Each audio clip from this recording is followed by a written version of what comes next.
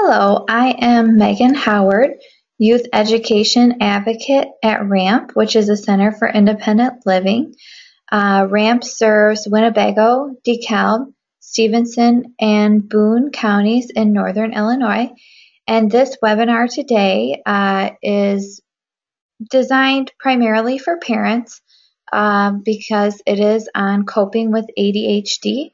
However, if there are other people in the audience today who are not parents but they're involved with children with ADHD, you may also benefit from this information. So anyone can have a hard time sitting still, paying attention, controlling their impulses. But for people with ADHD, they have those tendencies in all aspects of their lives, including home life, social interactions, academically, and at work. ADHD is pretty common. It affects about 11% of school-age children, and symptoms continue into adulthood around 30% of the time. There's a lot of talk about ADHD being fairly new to the medical world. However, it was first documented in as early as 1902, so it's been around a while. So ADHD is a deficit in executive functioning. And executive functioning is the ability to think and plan ahead, organize, control impulses, and complete tasks. So as a parent of a child with ADHD, you kind of have to take over as the executive, and you have to provide that extra guidance while your child gradually acquires the executive skills of his or her own. And although the symptoms of ADHD can be frustrating, it's important to realize that the child who has ADHD, who is ignoring you or annoying you or even saying embarrassing things, they're not doing it on purpose. They want to sit quietly, they want to keep their rooms clean, they want to do what you tell them to do, but they just don't know how to physically make that happen. And actually having ADHD can be just as frustrating as parenting a child with ADHD. So if you try to keep that in mind, it will help you respond in a more positive, supportive way. Patience and compassion and support are three things that you have to have to enjoy a stable, happy home. So these are all of the symptoms that doctors or psychiatrists look at when they are diagnosing ADHD.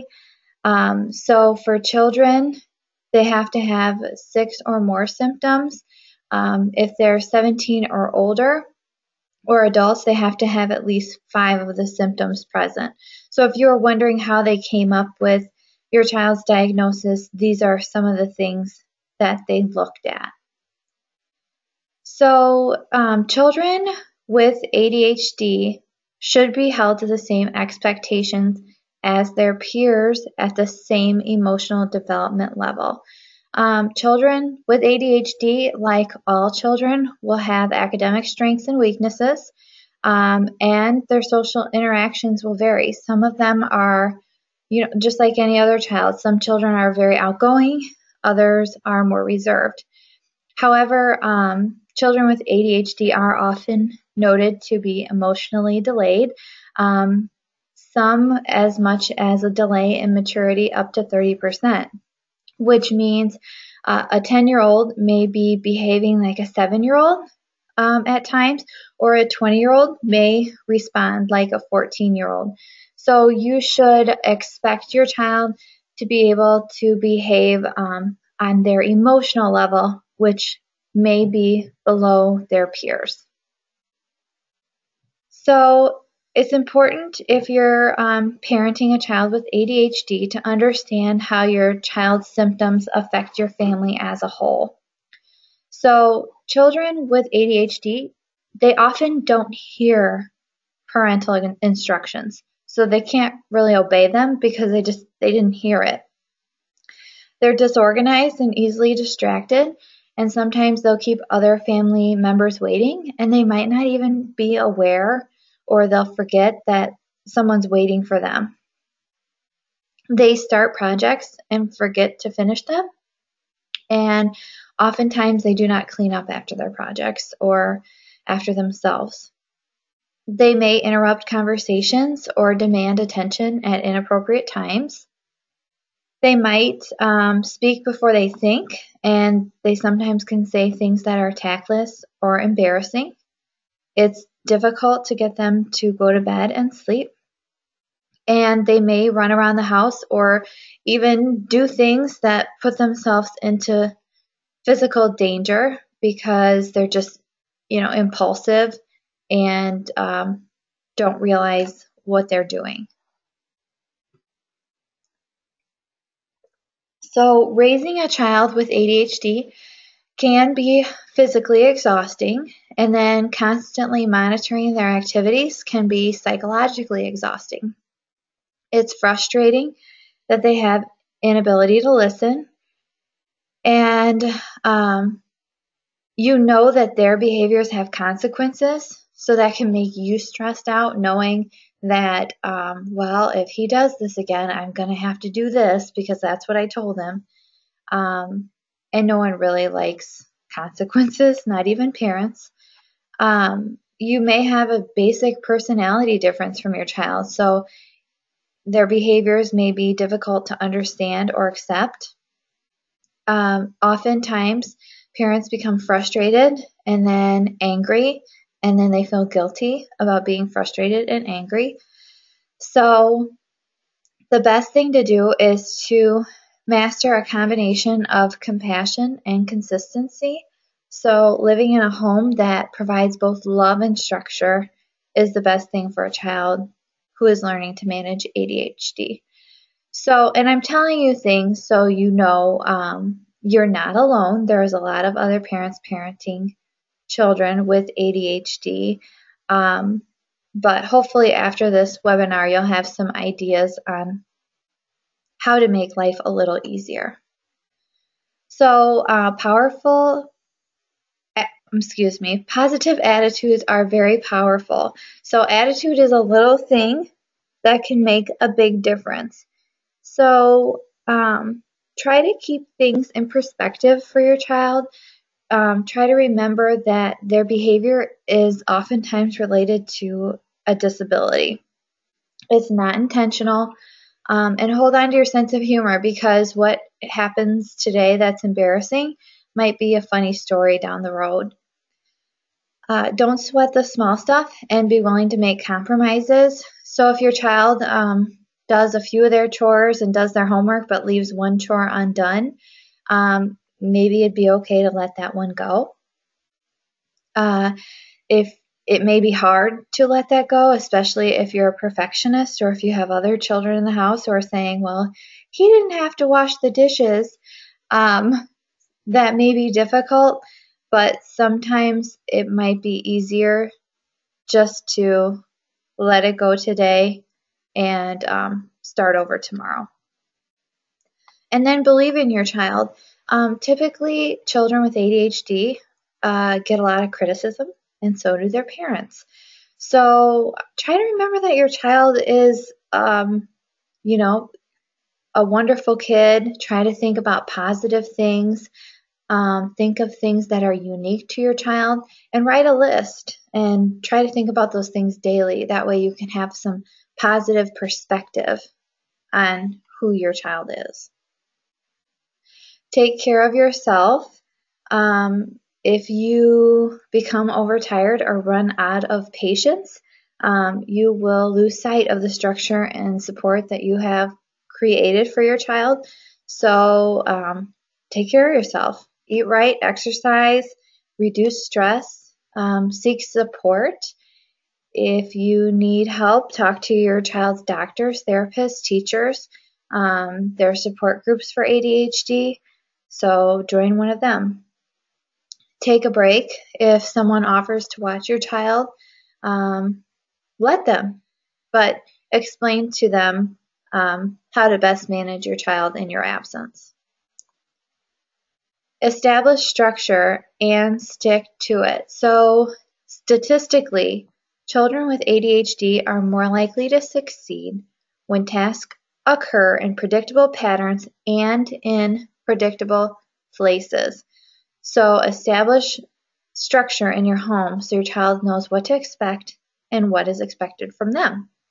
So follow a routine, have simple and predictable rituals for meals, homework, play, and bed. Have your child lay out their clothes for the next day, and have everything that they need to take to school the next day in a place ready to grab. Put everything in their backpack the night before. That way they can just get their backpack and go. Use clocks and timers. Allow enough time for what your child needs to do. So make sure if they need 15 minutes to transition from getting ready to eating breakfast, make sure that they have that time.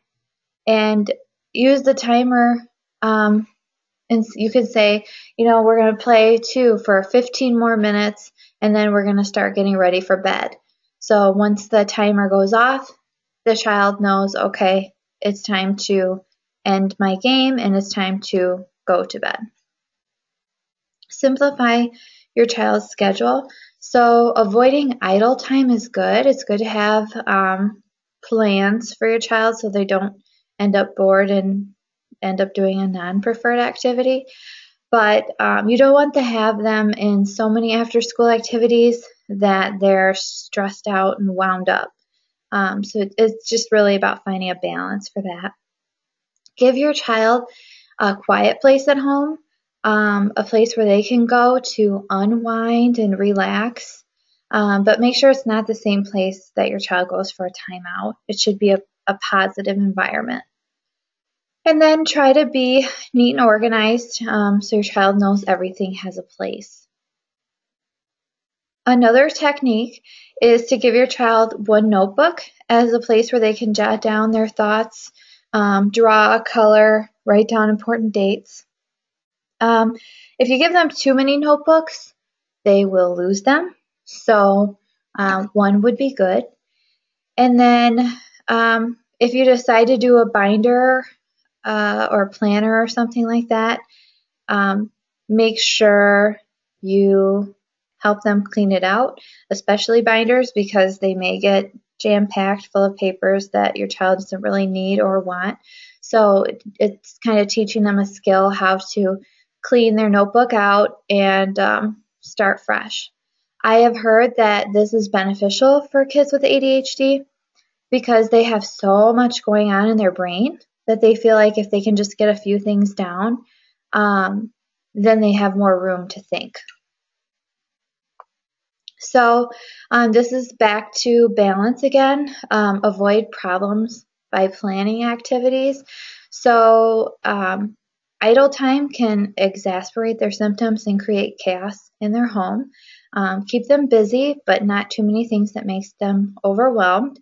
So sign them up for a sport, art class, music, and when you're at home, give them tasks like helping you cook, playing a board game, drawing a picture.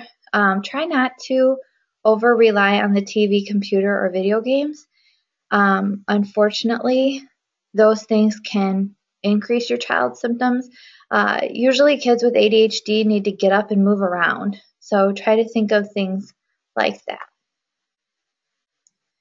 And then set clear expectations. Have simple, consistent rules. Hang them up in a place where your child can see them. And children with ADHD actually do respond well to rewards and consequences. So explain to them what will happen when the rules are obeyed and when they are broken, and then stick to your system. And then try to keep in mind, though, that children with ADHD often receive criticism. They're at school all day. It's not an environment where they can really get up and move around a lot, so they might feel, really stressed out at school. So they might get criticized all day long. So try to look out for good behavior and praise them. They don't get a lot of praise for good behavior. So make sure you do that as well. And a smile or a positive comment or a little reward from you can improve attention, concentration, and impulse control. And you can reward them for small things that you might take for granted in another child. And then this is just a chart about how to use rewards and consequences. So try to reward your child with privileges, praise, or activities rather than food and toys. And then consequences should be spelled out in advance, and they have to occur immediately after the behavior has occurred. Change rewards frequently. They get bored if the reward is always the same. For a consequence, try out timeouts and removal of privileges. Make a chart with points or stars for good behavior so they can visually see their success. Remove your child from situations and environments that trigger inappropriate behavior. Immediate rewards work better than a future reward, but small rewards leading to a big reward can also work. When there is misbehavior, ask the child what should they have done instead, and then have them demonstrate it. And always follow through with a reward, and always follow through with a consequence. So children with ADHD often have energy to burn. There are endless benefits of physical activity. It improves concentration, decreases depression and anxiety, and promotes brain growth. Exercise leads to better sleep, which can in turn reduce the symptoms of ADHD. Try to find a sport that suits your child's strengths, but something they will also enjoy. Sports with a lot of downtime, like softball, might be more difficult with a child with ADHD, but a sport like basketball or soccer, where they run around a lot, might be better. Some children may also benefit from martial arts training or yoga, which helps mental control as they work with their bodies. So as a whole, children tend not to get enough sleep, and for kids that have ADHD, attention problems can lead to overstimulation, and then they have trouble falling asleep. So a consistent early bedtime is very helpful. So decrease TV time during the day and increase those activity levels. That way they're tired when it's time for bed. Eliminate caffeine from their diet. Do quiet activities before bed, like coloring, reading. Spend time cuddling with your child. This will help them know that you love them, as well as provide them time to calm down. You can try different scents, like lavender is known to calm, so you can try that. Or try relaxation tapes or background noise for your child to help them have something to listen to so their mind's not going and going and going when they're trying to fall asleep. So research shows that children with ADHD do benefit from spending time in nature. They even have a greater reduction of symptoms when they play in a park full of grass rather than on a concrete playground. And join your kids during the screen time, and you'll get a nice break and breath of fresh air for yourself. So diet is not a direct cause of ADHD, but food does affect your child's mental state, which in turn affects behavior. So all children benefit from fresh foods, regular meal times, and staying away from junk food. Children with ADHD especially are known for not eating regularly. Without parental guidance, these children might not eat for hours and then realize they're starving and binge on whatever's around. So schedule regular nutritious meals and snacks for your child, preferably no more than 3 hours apart, and get rid of the junk food in your home and turn off the TV that has junk food ads. Children with ADHD have difficulty with social interactions. They might not understand social cues, talk too much, interrupt, or come off as aggressive and intense. So speak gently but honestly about your child, about the challenges that they have socializing. And then try role-playing different scenarios. Trade roles and try to make it fun. Try to select playmates for your child with similar language and physical skills. And probably only invite 1 to 2 friends to play at first and then watch them closely as they play. Have a zero tolerance policy for hitting, pushing, and yelling at your house or in your yard. And make time and space for your child to play often and reward good behaviors.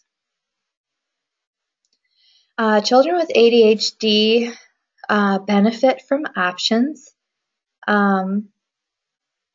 The child does need to know that the parent is in control, but letting them make their own decisions helps with their self-esteem and independence.